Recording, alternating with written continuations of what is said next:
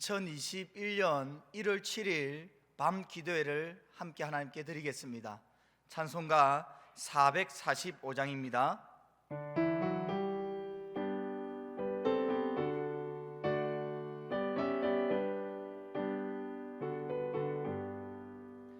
대산을 넘어 험곡에 가도 빛 가운데로 걸어가면 주께서 항상 지키시기로 약속한 말씀 변치 않네. 하늘의 영광 하늘의 영광 나의 맘속에 차고도 넘쳐 할렐루야를 힘차게 불러 영원히 주를 찬양하리. 캄캄한 밤에 아닐지라도 주께서 나의 길 되시고 나에게 밝은 빛이 되시니 길 잃어버릴 염려 없네. 하늘의 영광 하늘의 영광 나의 맘속에 차고도 넘쳐 할렐루야를 힘차게 불러 영원히 주를 찬양하리. 광명한 길이 마음에 받아 찬란한 천국 바라보고 할렐루야를 힘차게 불러 날마다 빛에 걸어가리. 하늘의 영광 하늘의 영광 나의 맘속에 차고도 넘쳐 할렐루야를 힘차게 불러 영원히 주를 찬양하리. 아멘. 하나님 말씀 함께 보겠습니다. 사도행전 2장 22절에서 36절의 말씀입니다. 사도행전 2장 22절에서 36절의 말씀 제가 봉독하겠습니다. 이스라엘 사람들아 이 말을 들으라. 너희도 아는 바와 같이 하나님께서 나사렛 예수로 큰 권능과 기사와 표적을 너희 가운데서 베푸사 너희 앞에서 그를 정언하셨느니라. 그가 하나님께서 정하신 뜻과 미리 아신 대로 내준 바 되었거늘 너희가 법 없는 자들의 손을 빌려 못 박아 죽였으나 하나님께서 그를 사망의 고통에서 풀어 살리셨으니 이는 그가 사망에 매여 있을 수 없었음이라. 다윗이 그를 가리켜 이르되 내가 항상 내 앞에 계신 주를 배웠으며 나로 요동하지 않게 하기 위하여 그가 내 우편에 계시도다. 그러므로 내 마음이 기뻐하였고 내 혀도 즐거워하였으며 육체도 희망에 거하리니 이는 내 영혼을 엄부에 버리지 아니하시며 주의 거룩한 자로 썩음을 당하지 않게 하실 것이미로다.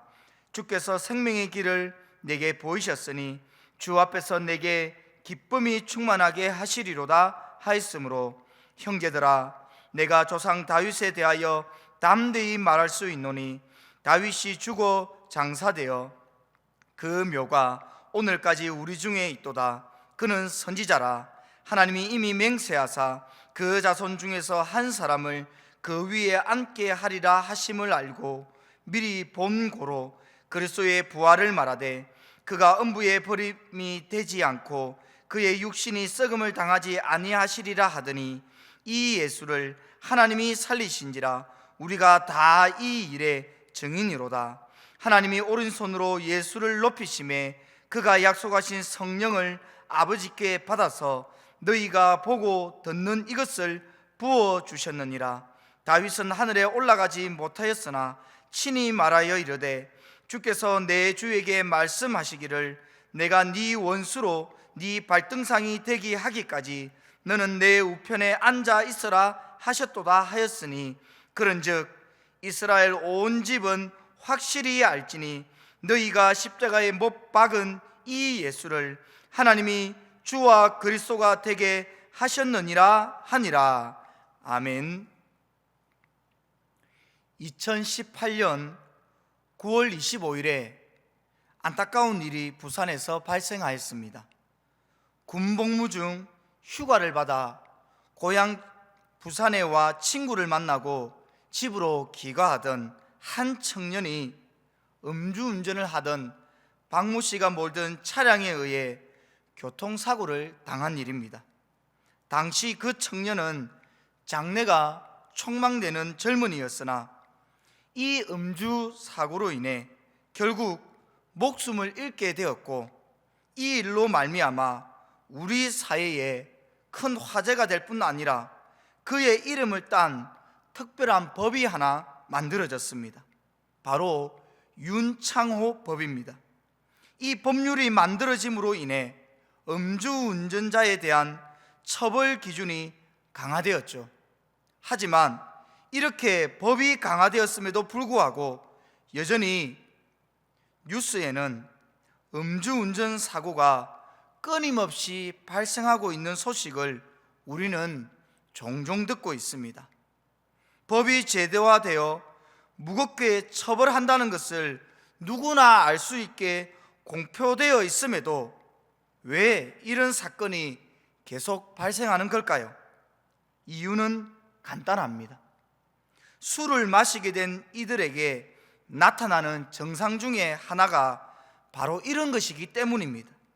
술은 이성을 마비시키고 또한 행동의 절제력을 무력화시킴으로 인해 잘못된 말과 행동을 서슴없이 저지르게 하는 것입니다.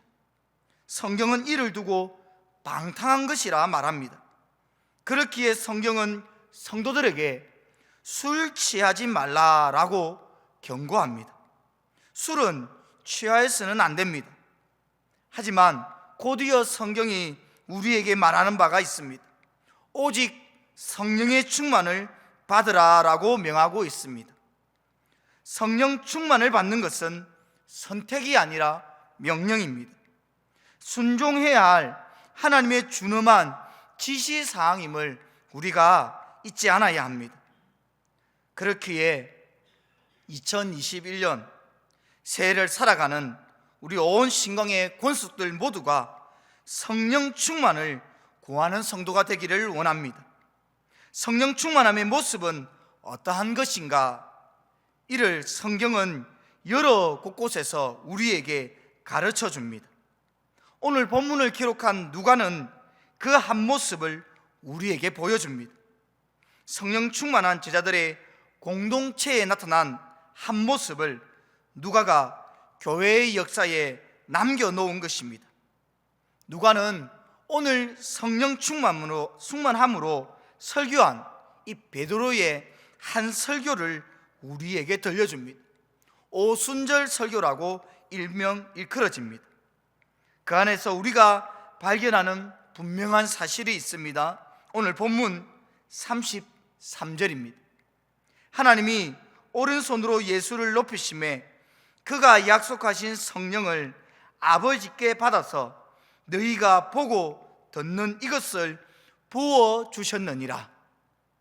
오순절 설교를 하고 있는 베드로는 예수님의 제자 중 한 사람입니다.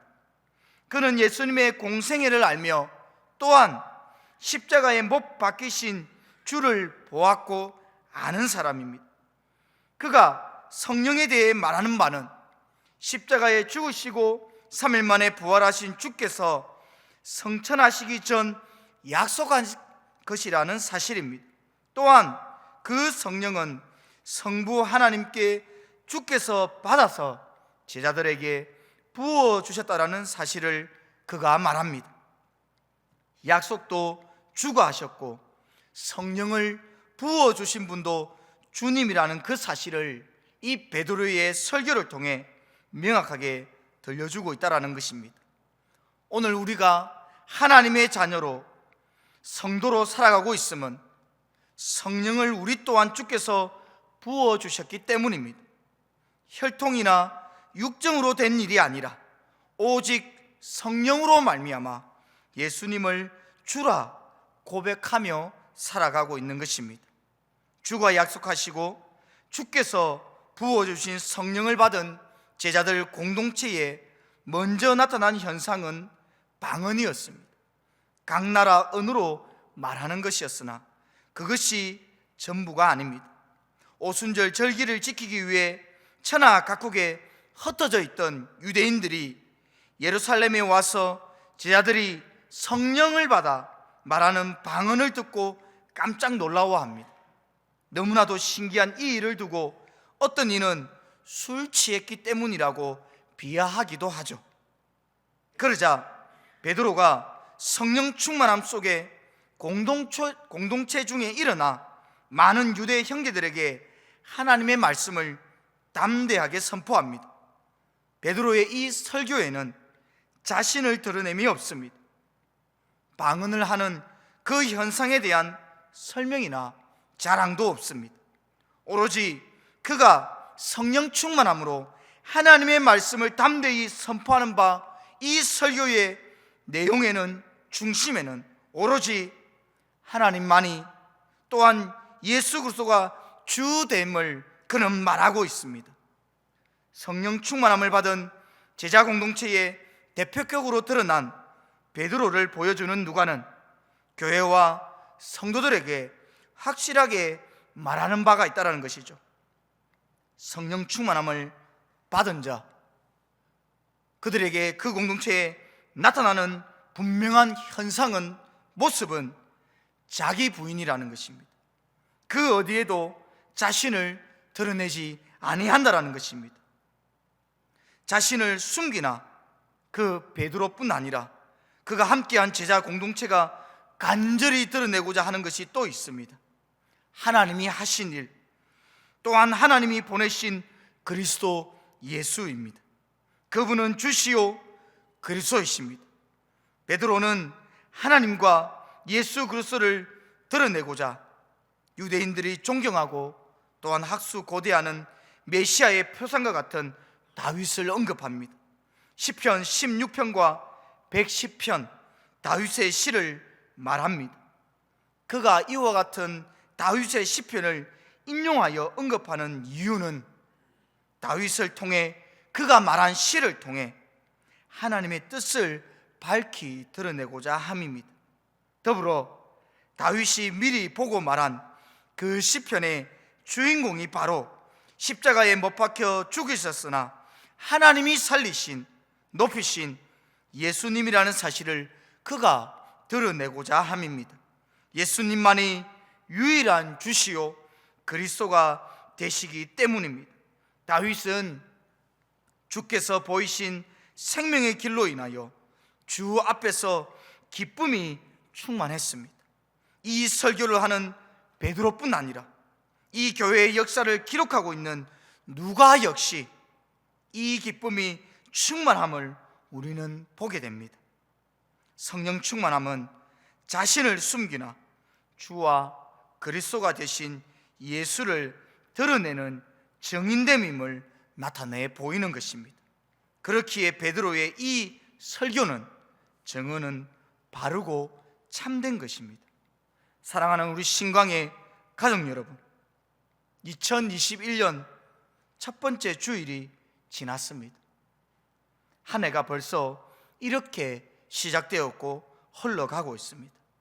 올 한 해 원하고 바라기는 우리 신강의 온 교회와 믿음의 가정이 성령의 충만함을 간절히 구하며 살기를 소원합니다. 그 성령 충만함은 우리를 드러내기 위함이 아닙니다. 우리를 자랑하기 위함도 아닙니다. 우리를 드러내지도 않고 우리 자랑도 없고 우리 공로는 없습니다. 오로지 우리를 부인할 뿐입니다. 하지만 주를 드러내고자 애를 쓰는 것입니다. 나의 구주이시자 우리 신광교회의 머리이시며 우리 믿음의 가정의 주인이신 예수님을 자랑하고 기뻐하는 삶을 살게 할 것입니다. 새해의 목표와 이루고 싶은 많은 소원이 있을 것입니다. 그 중에 가장 앞서고 간절한 소원, 우리 신강의 모든 권속들 저와 함께 예수님을 정언하는 일이 되기를 간절히 소원합니다.